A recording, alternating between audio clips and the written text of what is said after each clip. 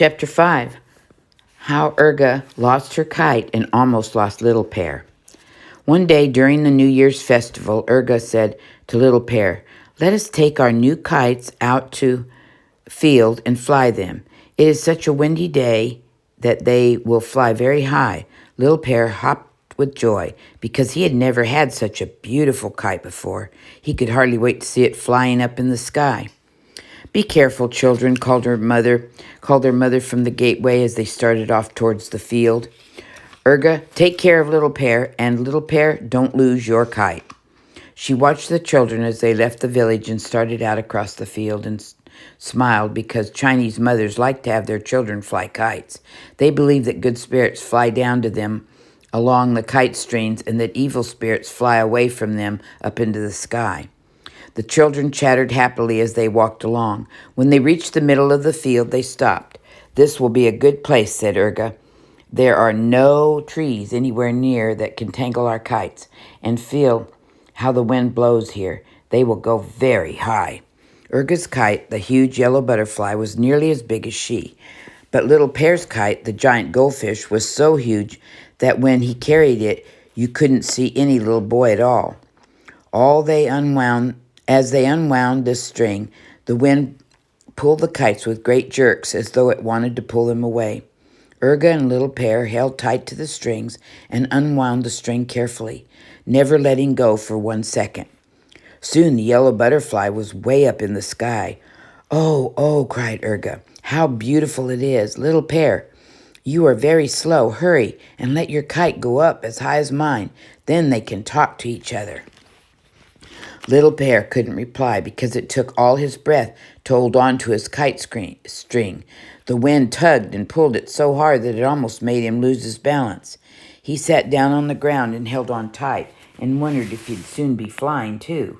And he patiently unwound the rest of the string. Erga was running along the field, looking over her shoulder as her kite was sailing swiftly across the sky. "Oh, Little Pear," she cried, "this is such fun. This is just like flying myself." And then she stopped suddenly, and her eyes and mouth all grew very round, for what did she see? There was poor Little Pear holding tightly to his kite string, and the wind was tugging at his huge kite and carrying it farther and farther up into the sky, and Little Pear along with it. His toes were off the ground, but he still held tight to the kite string. "Oh, Little Pear," cried Ergu,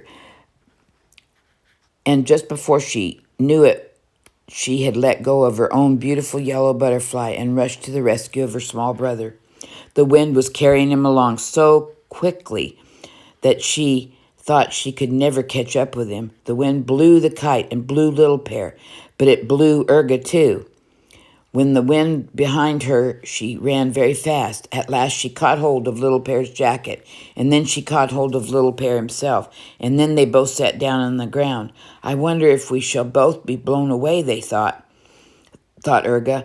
But no, the two of them were too strong for the wind. They stayed right there where they were. Then, together, Erga and Little Pear wound the string around the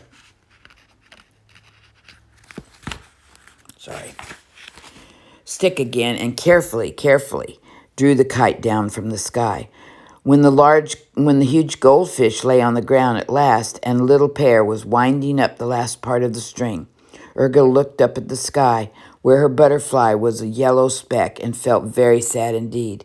"But I'm glad it wasn't Little Pear that disappeared," she thought, and he very nearly did. "Were you good children?" asked their mother when they returned home. "Oh, yes, we were good," cried Erga and Little Pear together. "I didn't lose my kite," said Little Pear.